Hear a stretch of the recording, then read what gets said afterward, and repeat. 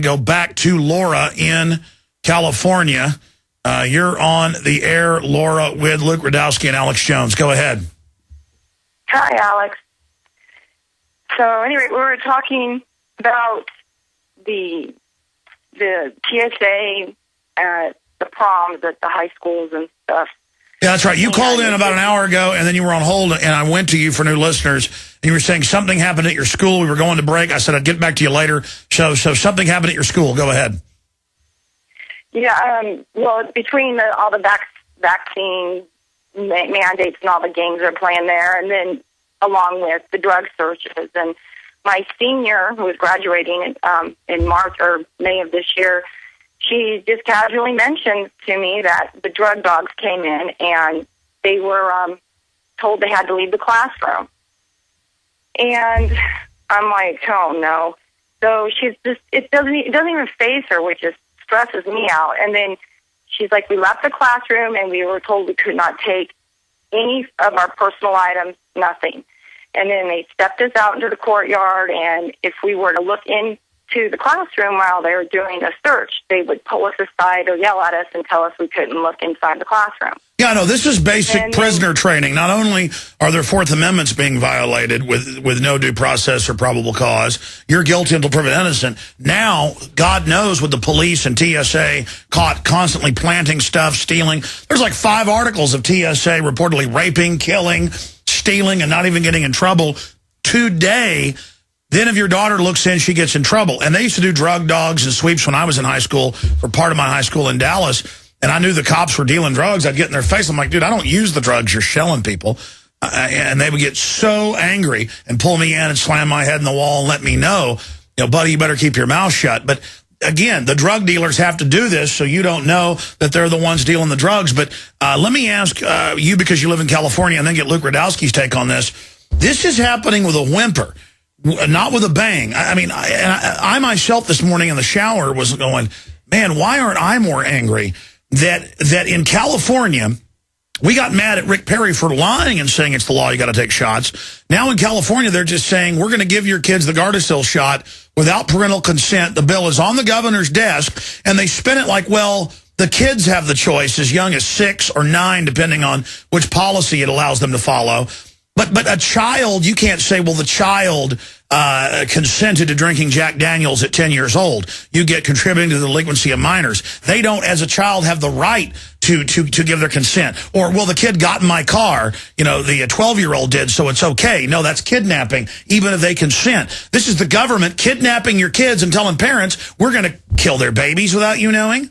We're going to now shoot them up without you knowing. I mean, this is outrageous. Give me your take on that, Laura. Well, here's the thing and it's really, you have to find out why. And it's like you've said, it's this mind control game and, learning, like if you read, and it's a huge book, but it's Tragedy and Hope, and understanding why all this is happening so far out. Yeah, this is dog training. This is submissiveness training. We are being taught how to be prisoners. Everything in America now is about learning your scum.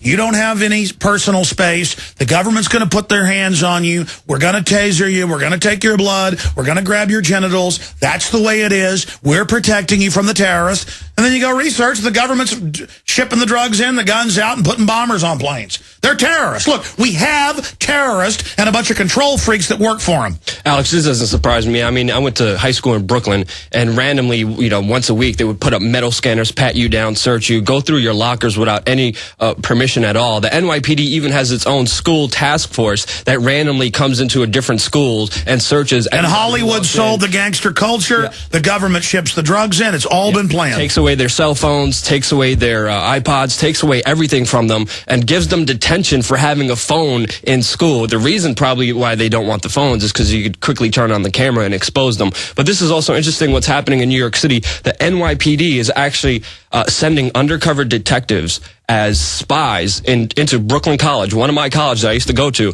is sending spies to listen into the teachers and the students and the student clubs to get information out of them. The NYPD intelligence office that is closely connected with the CIA, and at the same time, that's on record. Sending officers all over the world. I mean, the NYPD is really like its own branch of the CIA. They use the NYPD to go after the Second Amendment in other states, and that's the thing. Yeah. The Pentagon, the Army, the police are now being turned as weapons against the people. Yeah, where's the limit? It's a local police department that's sending officers all around this country, all around the world to entrap people, to spy on people, to get them into trouble. These are political commissars. Yeah, Big Brother 1984, nothing's new. They're all out there watching us, and it's pretty insane that they would send undercover agents to a school. Well, of course they're watching us. They know they staged 9/11. To listen what's going on and what students are talking about. I mean, this is what they're using. No, they know they staged 9/11. They know they're shipping the narcotics in, and they know we're waking up. So they've got to get all the power in their view or go to prison. Yeah, anybody resisting them, especially the professors. I mean, thank God. What do you think of this, though, that the system has nothing left to lose now? They've committed so many crimes, they're going for full broke. I mean, we have nothing to lose either, but the chains around our wrists, so we have to make a stand as well and stand up. You have some good news you're going to point out? Good news as far as the Adam Kokesh case?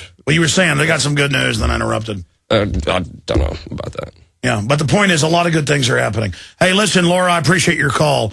Yeah, Kokesh, the dancing at the Jefferson Memorial, not allowed.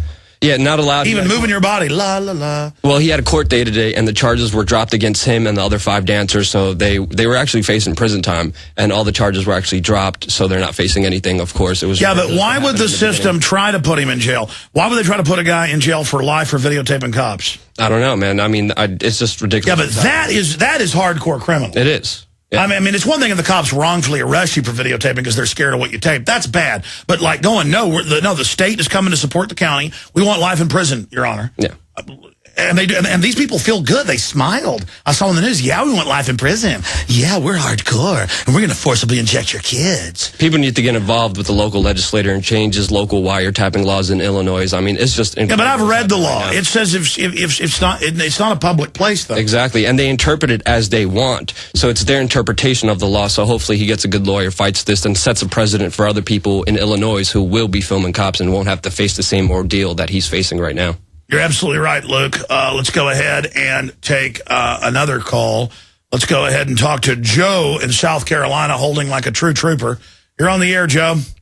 Yeah, in South Carolina, back to the vaccine issue, they won't let your kids go to school unless you get the chickenpox vaccine. It's a hoax. I've checked that there's no laws. They lie to you, sir, and say it's the law. It's a policy.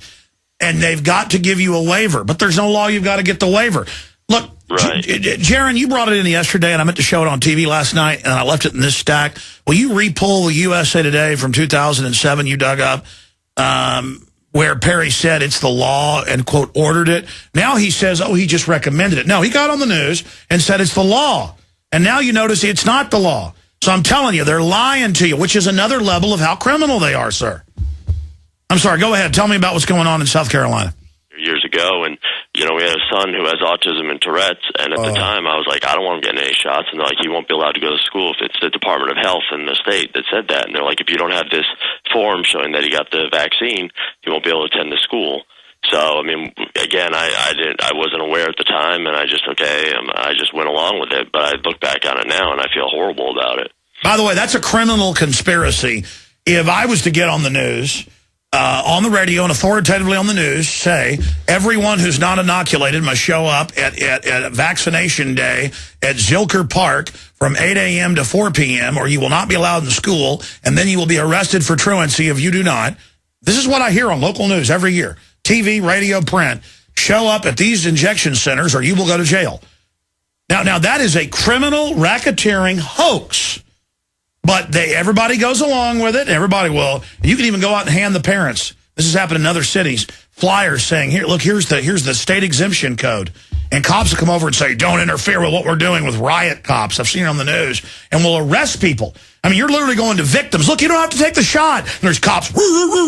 Get back, we're doing it. I mean, this tyranny's been going on forever. It's outrageous lies, and it's up. That's why the truth is so important. This piece of information, I mean, when I first came to this country, they never gave my parents an option. When I went to public school, they said, vaccinate them or you're not going to get into school at all. And sadly, I remember being forced to take these vaccinations. Something inside me made me not want to do it. I was doing everything I could, but they don't give you a choice. That's why the truth is so important. That's why you have to keep spreading the message and affecting local communities. And now we know what they're doing. They are undoubtedly, and literally hundreds of documents, giving people delayed cancer injections. It's viruses that go impregnate themselves into the cell DNA that are designed at certain hormone levels. When hormone levels drop, it kills you. You die.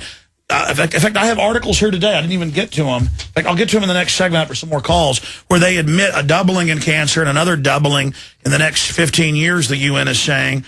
And they're just throwing it in our face how they're doing it to us. Yeah, no surprise. Of course they're sticking their hands down our pants and staging terror attacks. Of course they're out of control. Because this is a guild of psychos. Yeah, people, please get educated. Share this information with your brothers, your sisters, your family, your neighbor, because that's the only thing you have. They're not giving you an option out there. They're telling you what they want to do with you, but you have another option. The truth, the waivers, you need to know about this. Spread this message to everybody, and don't be afraid to be who you are and spread this information. It could change lives. It could save lives. And it's all in your hands right now, guys. Okay, let's go ahead now and go to another phone call. Hey, guys with the camera, let me show you what I'm talking about. See how I'm right here, and there's negative edge right there. See all that space right there? See, I mean, it's not just that I'm not in the middle. I'm completely on the other side in the camera shot right there. I mean, I'm completely, I mean, even if I try to swing around this way, I don't understand. I'm trying to figure out these new systems we're running here. Let's go ahead and take another call here. Let's go ahead and talk to Steve in Illinois. Steve, you're on the air. Go ahead. Hey, Alex.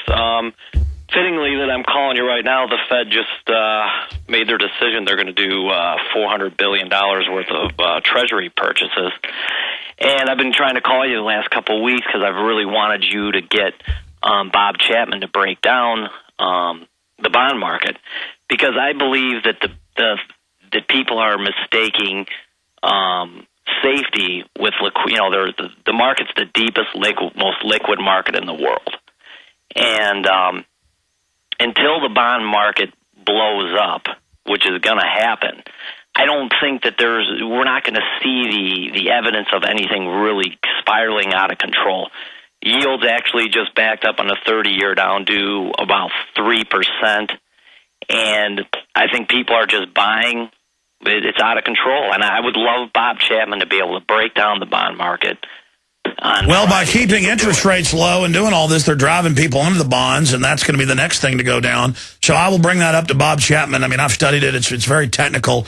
But basically, we're seeing the beginnings of hyperinflation, and people are running into these government securities as a hedge of protection.